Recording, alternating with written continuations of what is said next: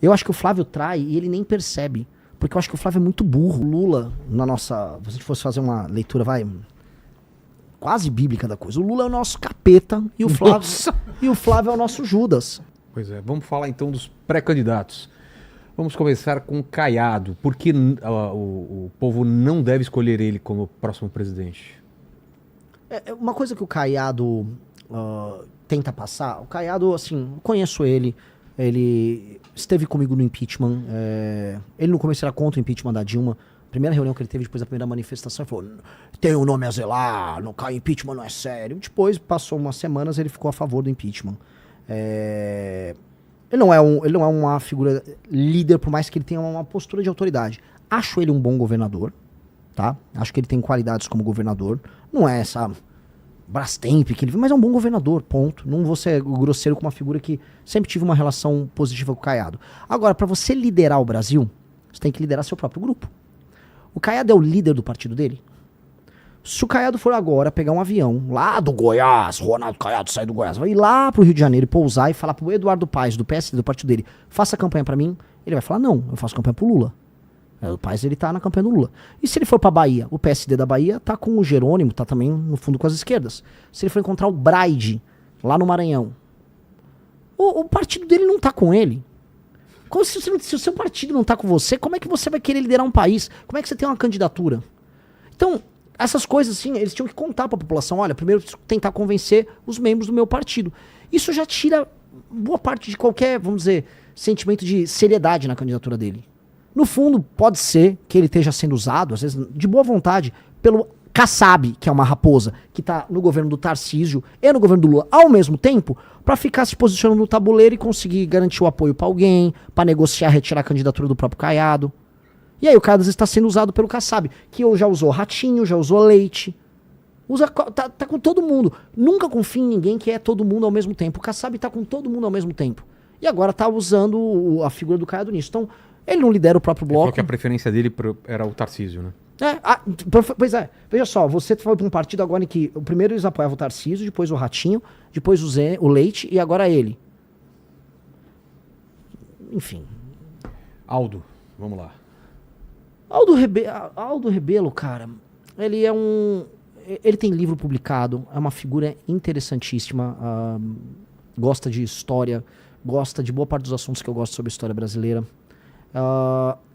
Não tenho nada desabonador pra falar sobre ele, mas eu acho que ele faz parte de uma perspectiva, uma visão de mundo que, por mais que em muitos pontos, muitas premissas estejam certas, não tem o que a gente precisa para tornar o Brasil um país brabo. Quer entender o impacto da tecnologia, o impacto da lei da ordem, o impacto em escolher um lado muito claro para tornar o Brasil esse país sério, tá? O Aldo é um cara que teve como todo mundo. Dito isso, quem dera a eleição fosse entre eu e o Aldo.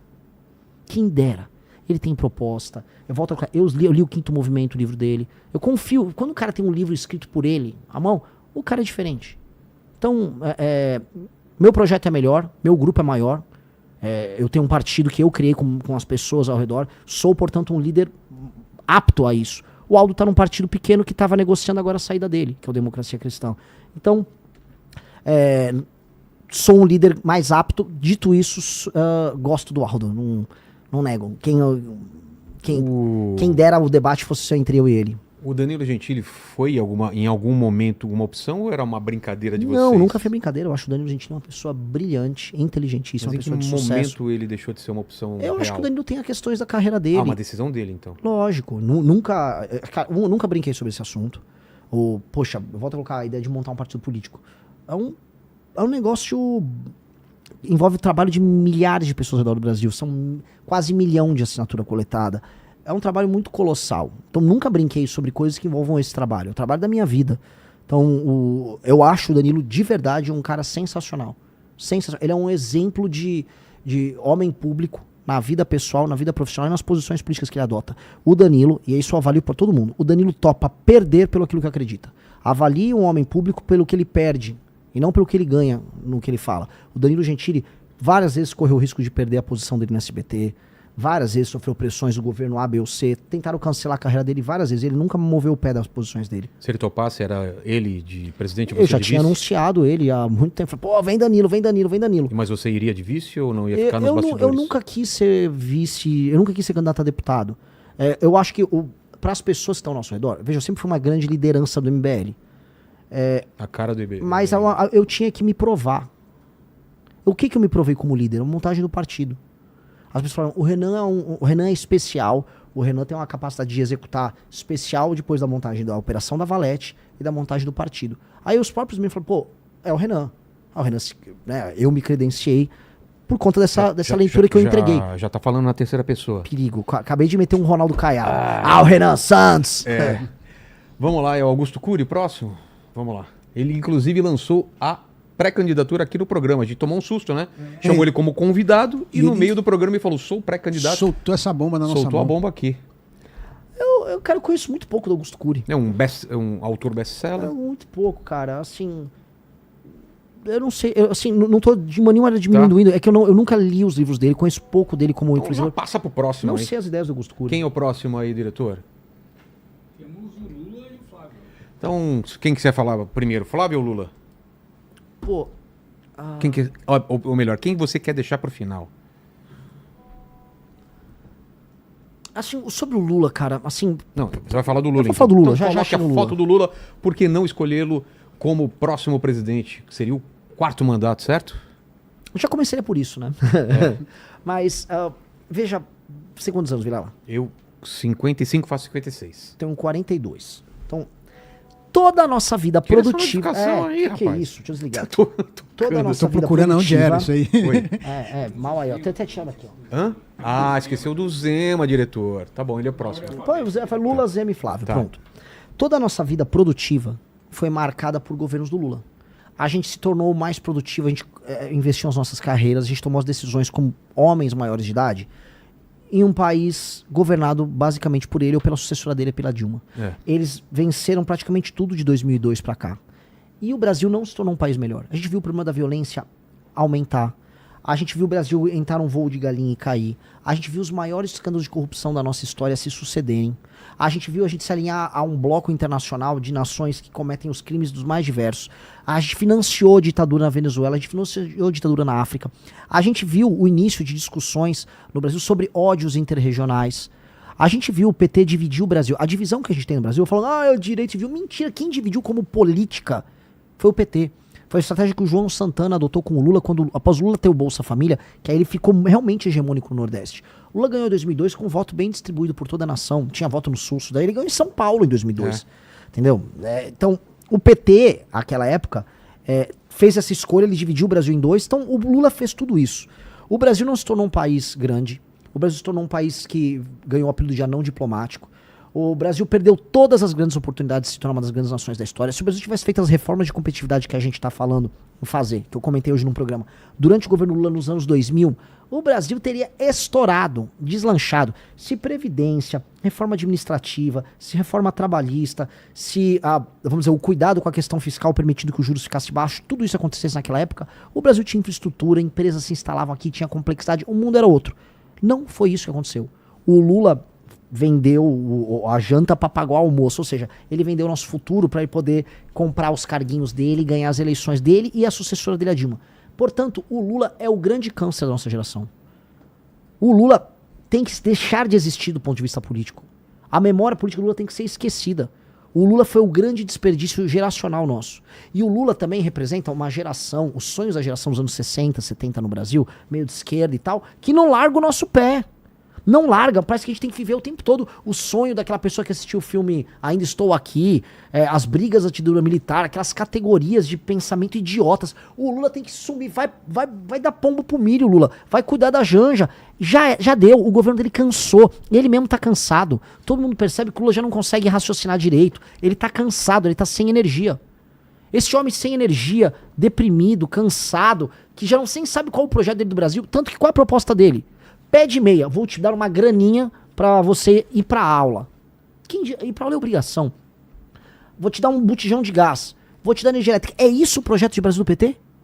Então o cara começa, né? A esperança, né? 2002, Lula ganhou. A esperança do operário que não sei o quê. Acelera a fita, chegamos em 2026, eu vou te dar um botijão de gás. Calma, que país é esse? Que país desgraçado ele entrega que as pessoas estão comemorando que ele agora vai distribuir botijão de gás. Então, pô, é um projeto falido. O Lula tem que ser... Eu podia falar da corrupção do Lula, podia falar de tudo. Eu vou falar só de uma coisa. O projeto dele é essencialmente falido. E ele entregou uma geração inteira destruída. Não à toa que ele pegou um Brasil que hoje boa parte das pessoas vivem de assistencialismo. Ele pegou um país que ainda recebia um restinho de imigrante. Hoje o país exporta pessoas pro resto do mundo. Um país em que as facções criminosas ficaram poderosas. O Lula acabou com a nossa geração. É isso. A nossa geração no Brasil é uma geração que será para sempre marcada por ter sido a geração que foi destruída pelo Lula.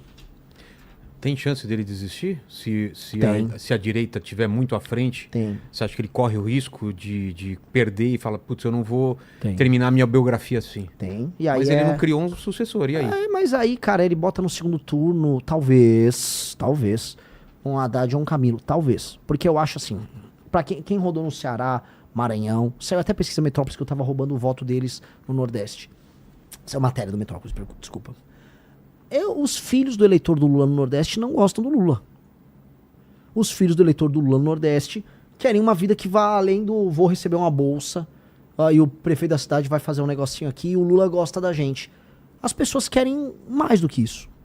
E o Lula não tá entregando um horizonte disso. O que o Lula tá visando pra essa pessoa mais pobre, vamos supor, um rapaz que é entregador em Sobral, lá no Ceará. O Lula tá avisando, eu vou te dar um botijão. Mas eu não quero botijão, eu quero uma vida. Eu quero uma vida legal, eu quero comprar coisa, eu quero montar o meu negócio. Não, eu vou te dar um botijão e ainda vou cobrar um imposto de você. Esse cara já não quer mais o Lula. Vamos para o Zema, então. Por que não escolher o Zema como próximo presidente? Como eu te disse, é muito parecido com o Caiado no sentido de que ele não tem nenhum partido que de fato endossa ele. A maior parte dos candidatos a deputado do Novo ficam divulgando o Flávio. Você acha que corre o risco dele ser o vice do Flávio? É o que ele ficou tentando. Quem quer ser... Cara, quem quer ser presidente tem que pegar uma baita de uma bucha. Uma bucha gigantesca. Quero ser vice do Flávio. Pô, assim, lidere teu time, seja o líder inspirador que vai pegar então o Partido Novo e pegue todos os seus pré-candidatos ao governo e faça endossar publicamente. E comece a entender que assim, você não é a alternativa 2 ao Flávio. Todos nós, eu, Zema, Caiado, teremos que arrancar voto do Flávio, que são as pessoas que são conservadoras, que foram enganadas por anos pela família Bolsonaro. E aí ele fica falando em ser vice? Vice? Por que adianta denunciar o STF se o cara que faz o acordo com o STF pra beneficiar o Banco Master, que é o Flávio, é tratado por ele como um cara normal? Não dá, cara. Não dá. Isso não dá. E assim, agora tirando isso, pelo menos ele é um cara que teve coragem lá de falar dos caras do STF. Isso conta. Isso conta. Gostaria de... Já falei o Zema, Caiado, já falei em outras entrevistas. Poderia compor um grupo com a gente lá numa gestão minha? Entendi. De forma clara. Por mais que eu não concorde com a postura e acho que quando eu tive com o MBL sozinho apontando os erros do governo Bolsonaro, eles não tiveram coragem de apontar. Não tiveram... Pô, quando o Bolsonaro destruiu a Lava Jato e permitiu que o Lula fosse solto, a gente apanhou sozinho. Por mais tudo isso, não acho que ele é uma pessoa do mal. Mesmo, de maneira alguma. E finalizando, Flávio Bolsonaro. Por que não escolhê-lo? Eu já falei pra muita gente, o Lula, se a gente fosse fazer uma leitura, quase bíblica da coisa, o Lula é o nosso capeta e o Flávio é o nosso Judas. O Flávio é o nosso Judas, o Lula é o nosso capeta. Assim mesmo? Capeta e Judas? Se você fizer uma leitura muito simples, mas o Lula é o nosso inimigo natural. É o você cara que não é Jesus, não, né? Graças a Deus, não. Nem posso. Pelo amor de Deus. Eu sou apenas um homem olhando ali, né, a traição da causa e o inimigo direto. Tentando E se organizando para não ser refém do traidor. O Flávio é, por excelência, o traidor. O Flávio é um cara que, enquanto eu estava lutando pelo impeachment da Dilma Rousseff, ele estava ganhando dinheiro lá com a Copenhagen, né? Ele estava fazendo as coisas que ele fazia no gabinete dele. Que a gente sabe que é, porque ele mandou parar a operação. Primeiro, ele anulou as provas do COAF, obtendo uma decisão com o Dias Toffoli. Vai ver se o Flávio fala mal do Dias Toffoli. E depois, praticamente obtendo um foro especial para cuidar do caso dele, que era um caso que envolvia alergia, ou seja, se livrando com a ajuda do STF, com uma decisão do Gilmar Mendes. Vai ver se ele fala mal do Gilmar Mendes. O Gilmar Mendes, que teve um irmão dele apoiado pelo pai dele, o Jair, quando concorreu para prefeito no Mato Grosso. Aí, ajuda a destruir a Operação Lava Jato através da CPI, do enterro da CPI da Lava Toga. Apoia a maior parte das nomeações dos ministros do STF ligados ao petismo agora. O primeiro foi o Zanin. Fez o que fez agora na CPI do Banco Master. Quando tem votações polêmicas, se ausenta. Agora teve a votação da misoginia. É um negócio assim, eu não quero perder voto, então eu vou votar a favor do PL e da misoginia. Que diabo de líder é esse? Ele tá sempre traindo o eleitor dele. O cara é uma máquina de trair.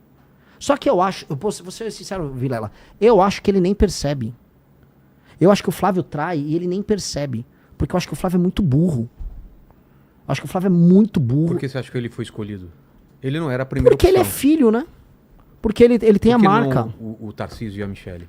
Não, pera, o Tarcísio não é da família Bolsonaro. Sim. Aí eles não iriam Cara, abrir fora da Fazia da família. sentido? Pra eles? Pra família? Eu vou botar um cara que não é da família, aí esse cara leva o meu voto e me deixa aqui de escanteio. A família Bolsonaro, é o Jair Renan, que não é... E o Carlos, que não são pessoas bem do ponto de vista... Que não estão bem do ponto de vista cognitivo. Eu não vou ficar falando tantos caras. O Eduardo tá lá nos Estados Unidos, querendo ser um líder mundial de nada, lá comemorando que tarifou o próprio país. Aí o Flávio tava aqui. Eles não construíram um partido, eles não construíram um bloco político coeso, eles não construíram nada. Pô, a gente montou um partido, eles não. E aí, então, quando você não monta nada, você depende só do teu nome, da sua intenção eleitoral, que é o nome do Jair Bolsonaro, que tem um recall grande. Então o Flávio falou, eu vou dar isso pro Tarcísio? Não, vamos ficar pra família. E honestamente, é uma das poucas decisões racionais que eles tiveram ali. Porque senão ele ia ser comido, ele ia ter a base política dele comida pelos outros. Só que ele não foi aceito como líder. O Nicolas tá em rebelião contra ele, a Michele Bolsonaro também. Ela falou alguma coisa? Eles vivem brigando nos bastidores, mas brigando, tem inúmeras matérias. O clima entre eles é tenso, houve brigas no Ceará. Aí eles vão colocando assim, o Carluxo vai concorrer a senador por Santa Catarina. Aí os bolsonaristas de Santa Catarina não concordam, eu tava lá, ninguém tava curtindo essa ideia do Carluxo sair em Santa Catarina. Até porque se o Carluxo quisesse ajudar o pai, ele ia concorrer em outro estado, onde ele poderia tirar um senador de esquerda, um senador do centrão e entrar ele. Não no lugar em que eleger 2 senadores pró-Bolsonaro. Então não tinha sentido. Então é uma lógica de traição, de usar as pessoas, de pouca inteligência. E aí eu falo, eu quero ser de um país que vai ser uma das 5 maiores nações do mundo. Que não apenas, assim, não vai se contentar em não ser o Lula. Que é o que o Flávio não fala. Falou, nós vamos tirar o PT daí. Tá bom, mas o que isso quer dizer? Tirar o PT é importante, mas o que nós seremos? Ele não tem plano nenhum. Ele vai publicamente falar, não tenho plano nenhum. Te trai o tempo todo. Te traiu semana passada pela destruição da CPI do Banco Master. E aí não confia que ele tem um plano? Nem ele tem um plano. Ele avisou, eu não tenho um plano. Ele avisou em todos os lugares, não vou falar nenhuma proposta. Pô... Um cara que nem tem coragem de falar que tem a proposta não pode ser pré-candidato. Não pode, cara. Isso é uma não candidatura. Por isso que ele dança. Ele fica lá dançando. Igual um mongolão. Tô dançando. Vai no evento e fica dançando lá. Fala alguma coisa, meu irmão. Fala uma proposta. Para de dançar. Se gostou do vídeo, não deixe de se inscrever e dar o like para levar os enigmas da onça ainda mais longe. Te vejo na próxima.